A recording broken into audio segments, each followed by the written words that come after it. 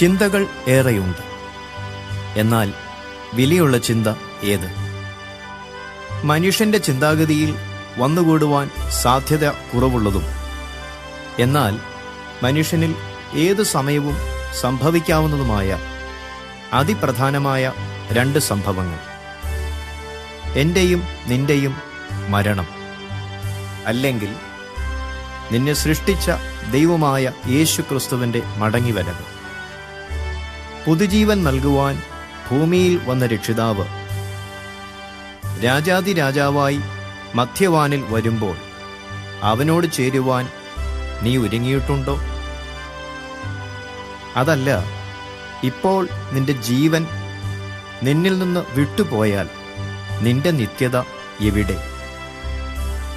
സ്നേഹിത, നിന്റെ ജീവനല്ലേ വിലയുള്ളത്? ഇതല്ലേ വിലയുള്ള ചിന്ത? നിത്യജീവനെ പ്രാപിക്കുവാൻ യേശുവിനായി ഹൃദയം സമർപ്പിക്കുക.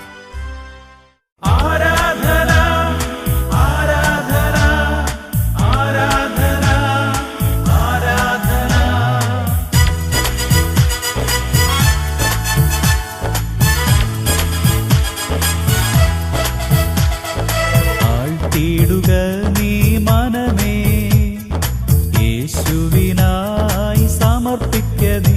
നിത്യജീവൻ നേടുവാൻ പോയ കാലമോർക്കേണ്ട, നിത്യജീവൻ നേടുവാൻ പോയ കാലമോർക്കേണ്ട.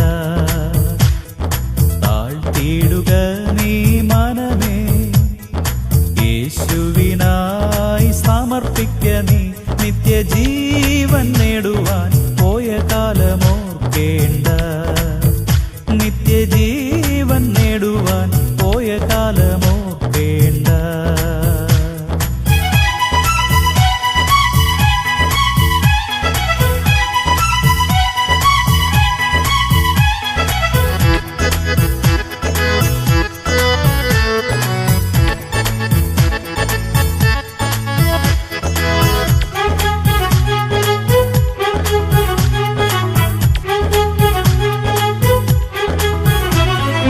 അറിഞ്ഞല്ലോ നീ രക്ഷകനെ, പ്രാപിച്ചല്ലോ ആത്മാവിനെ. അറിഞ്ഞല്ലോ നീ രക്ഷകനെ, പ്രാപിച്ചല്ലോ ആത്മാവിനെ. ഇന്നു സ്വർഗം സന്തോഷിക്കും, ഹല്ലേലൂയ.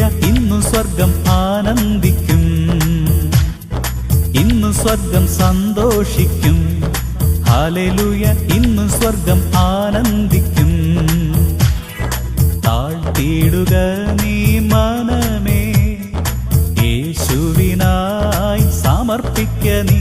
നിത്യജീവൻ നേടുവാൻ പോയ കാലമോർക്കേണ്ട, നിത്യജീവൻ നേടുവാൻ പോയ കാലമോർക്കേണ്ട.